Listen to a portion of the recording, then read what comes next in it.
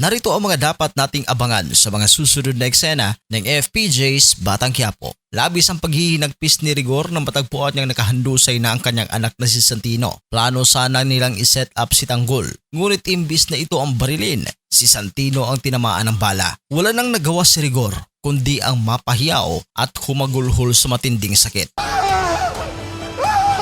Nang malaman ni Tess ang sinapit ni Santino, agad silang nagtungo sa bahay ni Rigor upang masilayan ang anak sa huling pagkakataon. Subalit nauwi sa mainit na kumprontasyon ang kanilang pagdating nang tangkain ni Marites sa saktan si Rigor. Sabay sisihin siya bilang dahilan ng pagkamatay ng kanilang anak. Sa tindi ng galit, itinulak ni Rigor si Tess at sinabing ang pagiging walang kwenta nitong ina ang tunay na pumatay kay Santino. Nang subukan namang salakayin ni Tess si Rigor, bigla itong napahinto nang tutukan siya ng baril ni Rigor. Samantala, lalo pang tumindi ang kaliwat kanang kilos protesta laban sa mga gerero. Dahil dito hinimok ni Mayor Miguelito sina Roberto at Jackie na tuluyan ng supilin ang lahat ng mga nagpoprotesta. Ginamit nila ang kanilang kapangyarihan upang pakilusin ang mga kapulisan laban sa mga ralyesta. Nauwi ito sa marahas na dispersal kung saan gumamit ng dahas ang mga otoridad at nagipaglaban sa mga sibilyang walang kalaban-laban. Samantala, dahil sa malaking halagang inalok ni Miguelito sa sino mang makapagturo sa pinagtataguan ni Tanggol,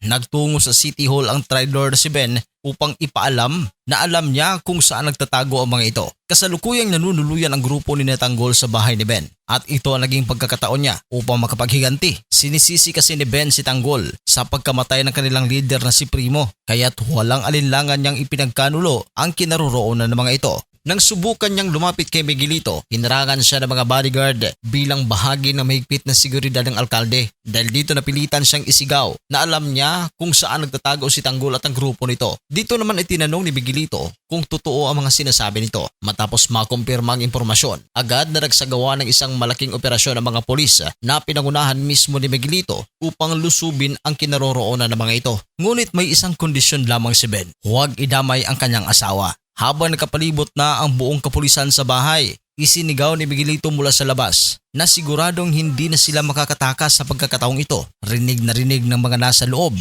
ang tinig ni Mayor Miguelito. Walang paligoy-ligoy, inutusan ni Miguelito ang mga pulis na sumugod na. Agad nilang pinasok ang bahay, walang pakialam kung sino ang tatamaan. Sa gitna ng matinding bakbakan, tinamaan si Thanos at sumunod namang tinamaan si Bulldog. Bigla namang lumabas ang asawa ni Ben at walang habas na pinagbabaril ng mga tauhan ni Miguelito. Dahil dito labis ang galit ni Ben kay Miguelito.